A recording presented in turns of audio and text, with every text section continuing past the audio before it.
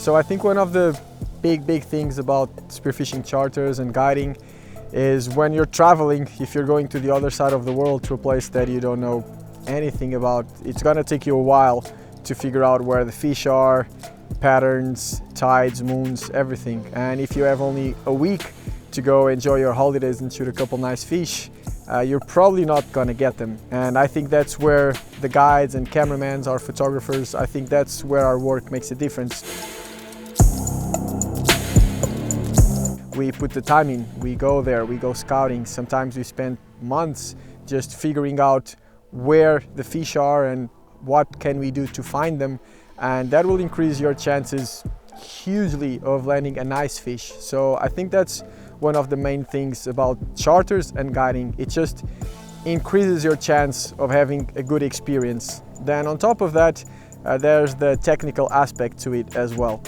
Because again, if you're diving in a new place, there's different techniques, there's different ways that you can approach fish, even in terms of safety. You know, are there sharks? What can you do to deal with them?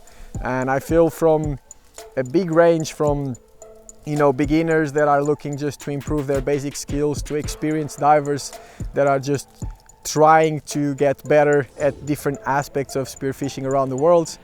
I feel that that's also a big point. And then there's the filming and the photography aspects of it, which is one of the big things that we do. We have a very nice team that offer not only guiding, but we also cover the whole experience. So at the end of the day, you're able to take home all of those memories and really nice moments, and you can share that to your friends, to your kids. It's just memories that you get to keep. I feel that that's a big part of it, because if you're spending a lot of money to go, you know, live these experiences, it's nice to be able, you know, when you're back to your regular life, I think it's good to go back and be able to, you know, relive those memories. And then there's also the technical side of it, because if we're filming you during the whole trip, not only you get those memories and those moments, but it's also a very good way to be able to go back and point all the little things that you can improve. And that's a big part of our job as well, not only making sure that we film you being at 5 meters or 40 meters, but also to then go back and be able to help you improve your skills. So there are a lot of different options when it comes to spearfishing charters. I think the two main differences is you can go on a daily trip. You go to a nice place, we set a nice hotel for you, and then we just spend the day diving. It can be half a day, it can be 12 hours, it just depends on how keen you are. And then you also have the liveaboards, which are a completely different experience, something that I really advise people to try at least once. And usually they take no less than a week. In my opinion, that should be the minimum, because, you know, it always takes you a little bit of time to get used to it, especially if it's your first time, and you don't want to make it too short, because by the time that you're getting the hang of it, then you're going back. So usually it starts from 1 week to 2 weeks. We've done up to 4 weeks, and that's something that I feel you should try it.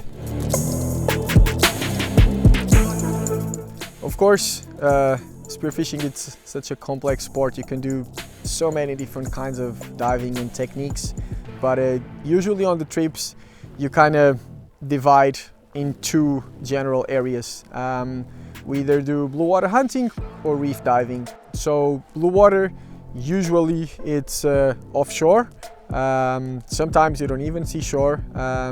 You don't see the bottom. Usually it's quite deep waters. And even though there should be structure, we always look for places where there's upwelling.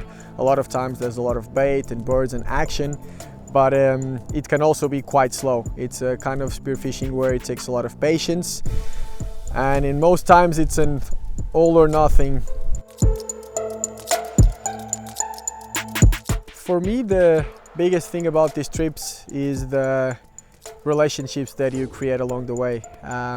I do believe that you get to know someone quite well when you're traveling, and you know, it's easy to be nice on your daily life, but when you spend a lot of time in the same place, let's say you're on a liveaboard for like 3 weeks, all of those filters go away, and I feel you create bonds that will last for life